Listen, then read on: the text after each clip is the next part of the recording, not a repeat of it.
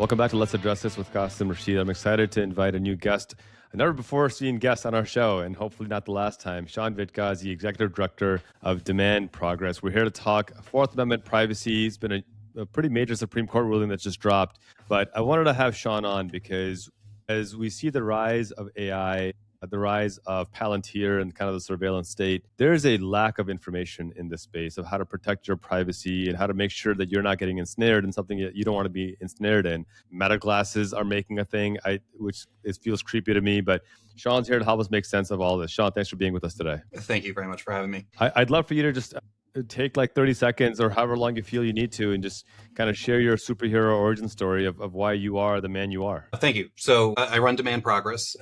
We're a grassroots group. We've got about 1 million affiliated activists around the country. Thank you if you are one of them and you're listening to this. And you would well know that we work very hard to, one, drive Congress to do the right thing, to act in the public interest.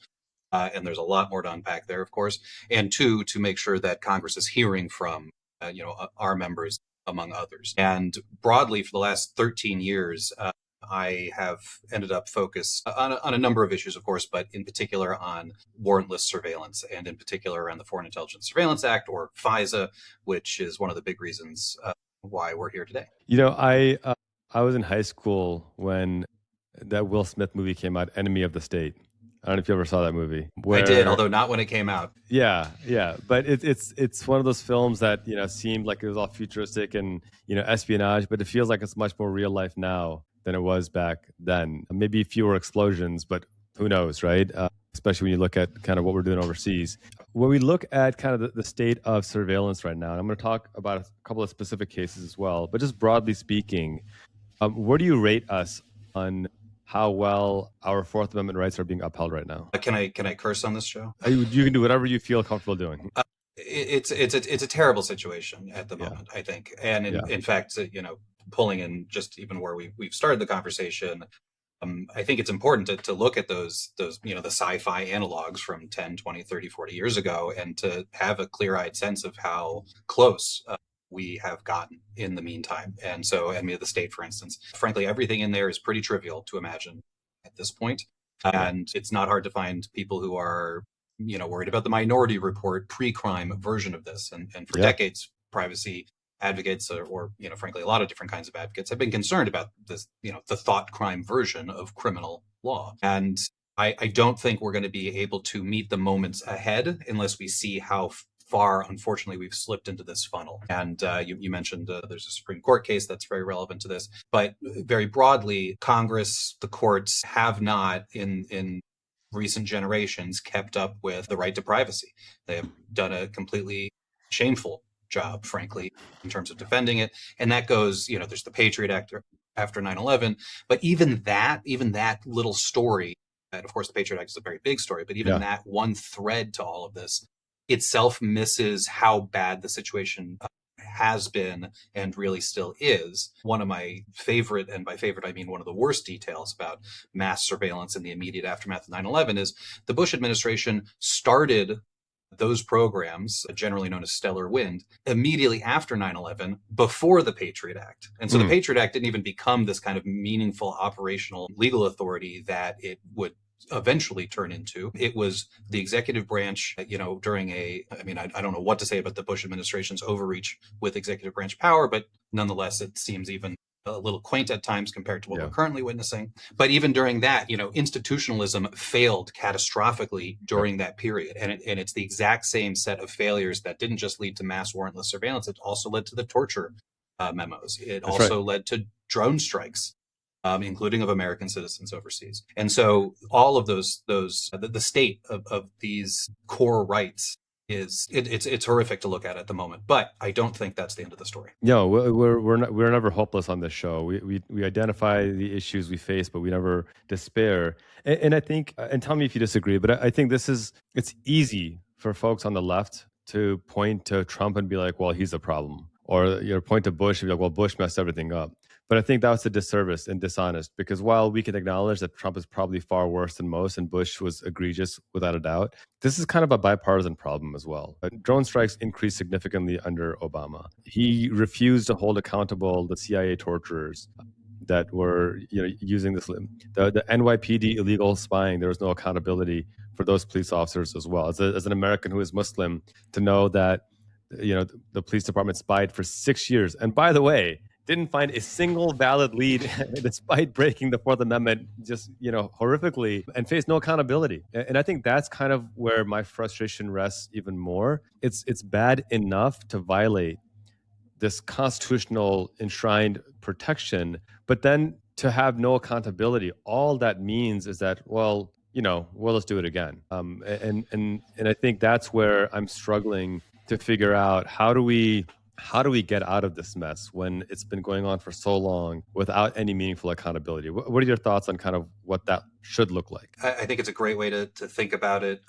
And I'll say one more thing that is more on the pessimistic side, just to emphasize the point you just made. What you just described is basically such an affront to privacy rights, among others, that it's a waste, fraud, abuse issue. It's almost like, the horse is dead, they're just kicking the horse, and they're kicking it so much that somebody has to ask, why are you even doing this? Right? You already won. You already got the information, but nonetheless, I mean, the NYPD infiltration efforts that you described or referenced, are profoundly disturbing and never got their, an adequate amount of focus in the national limelight, despite them being known. I mean, the NYPD had a deliberate intention of having an informant in every Muslim student association within, I think it was like 150 or 150 miles of New York City, which is outrageous. I mean, it was outrageous then, and it's outrageous now. But what do we do? So I believe that these issues happen to present a very interesting set of ways to look at politics, and specifically what doesn't work. And in fact, what is designed to not work in politics. And I can give a couple of specific examples that tie back to FISA. So for instance, the part of the Foreign Intelligence Surveillance Act expires every few years. There's a debate about whether or not to renew it, and if so, with what protections, what privacy protections. And for the longer than my entire career working on this, certainly for decades, the approach from surveillance hawks has been to really try to itemize down and make granular to the point of irrelevance what is being debated. In other words, control the contours of the debate such that no big success could be won, even if everybody, turned out into the streets the next day. And I think that's been largely very successful, and I don't think it's unique to surveillance. What I can describe is what we've seen really start to work here on these issues, on some of our, not to say all, but some of our core rights. And it relates to, I mean, there's a much longer version of this, but in summary, I think it relates to picking more fights, fighting for them harder. And I have to say, I admire so many different people that we can see emerging in this moment in particular, showing that they are willing to fight harder, willing to organize and fight smarter, picking the right champions, for instance. Some of that amounts to things like, legislative strategy. Far too boring, I have to imagine, for most folks listening. So I'll keep it short. But you were talking about the fact that this is not uniquely, a left or right issue. There is a really unique, but I don't think it has to be as unique as it is, but there's a unique alignment between, for instance, progressives and libertarians against surveillance. And the libertarians might focus more on the constitutional side of the arguments. The progressives might focus more on the fact that it obviously and forever has always had disproportionate impacts and is basically a vehicle for the government to do mean things to people they don't like. But it adds up to, the FBI shouldn't be able to dig through your stuff without a court order. Yeah. And we have succeeded, in the FISA fight.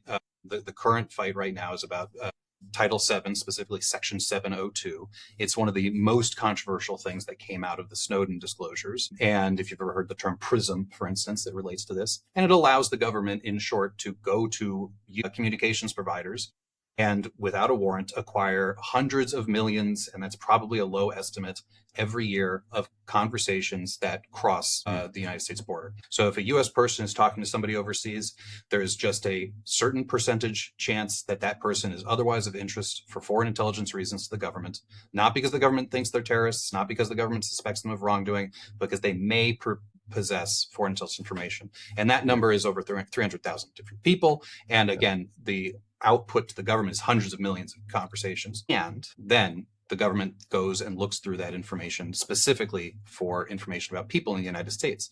And so it would require a warrant to get that if that was the original purpose. But the government has for over a decade now operated as though, we can do it on the other side. It doesn't matter. It's quote unquote lawfully collected. And once your data is ours. We can do whatever we want with it. Yeah. That doesn't stand up. Yeah. And I just want to add to this really critical point. I don't mean to break your flow, but we need to understand why that's so problematic. Because if governments don't have to follow the due process of law, they can just arbitrarily decide who they don't like and target them, then none of us are safe. And if you're Absolutely. like, well, screw those guys, they're not aligned with me on my values anyway. Well, okay, the next president might not be aligned with you either, and then you're the target. And this is the point that I may not like the way MAGAs do things, or I may not like their values on certain things. That doesn't mean I want their due process to be violated.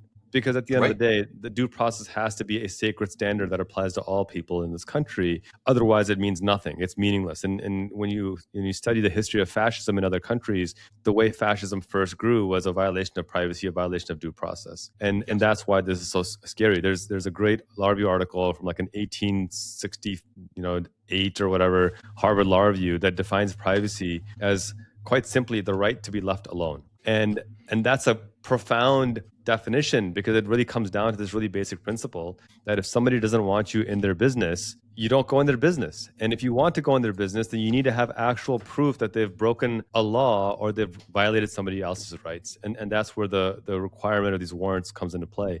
What role do you see that playing, Sean, in the way that ICE is functioning? I don't know if you saw the DOJ memo that came out last year that said that if we feel like there's someone who is not documented, then we don't need to actually obtain a judicial warrant. We can still go into properties. Do you see a connection between this and that? I mean, across the board, the right to privacy just maps to all of this. And I hate to admit it, but I don't see the, right of center outcry around that I'd like to see. There are some, and I think privately many would admit to having those concerns. Yeah. ICE is a particular lightning rod, and it doesn't mean we shouldn't be fighting there. But it's much harder to imagine a winning congressional vote. With that said, a lot of what any of us are doing right now in Congress is also, with the hope of informing what the 2027 and 2028 Congresses do, right? And so a lot of that, I think, is still very material and still critical to prioritize, because Democrats need to step up for that. Sure. And frankly, we have analogs in these FISA fights for a lot of what you're describing. In 2024, there was an amendment offered by Waltz, and I believe Crenshaw was his other Republican offering it. And all it did was create greater use of 702 against immigrants. That was it. It was called immigrant vetting. It was incredibly noxious. Frankly, the Biden White House failed to oppose it in any meaningful way. They could have. In fact, in these fights, the administration has an extremely powerful voice. I mean, obviously they always do, but on national security issues, they can move easily half of Congress just by having an opinion, and they never really stood up and opposed that amendment. But worse, there were a large number of Democrats who voted for it. In fact, 80 Republicans voted against it, which is more than enough to defeat that amendment if the Democrats had held. But unfortunately, the Democrats who like to build themselves as very serious, quote unquote, overseers of intelligence agencies, one, have done nothing but fail at that job, I think, demonstrably. But two, reliably line up behind, if it's more surveillance, it's good. And they serve that role. I mean, it's really, I can't underscore this enough. Most members of Congress are not looking for what they think is the best policy. They view their role as being, if you're in charge of the Intelligence Committee, your job, and this is clearly not what the committee was intended to do, but historically, both parties, the leaders of the Senate Intelligence Committee and the House Intelligence Committee, view their job as representing the agencies. That's right. And so they just posture for more surveillance, fewer privacy protections. We had the biggest reform demand for over a decade since Snowden is called the backdoor search fix. This is the process of looking for an American in a billion communications that were obtained warrantlessly to dig up information to use in any number of ways. We lost that vote in 2024 by a tie vote, 212 to 212, dividing both parties almost evenly.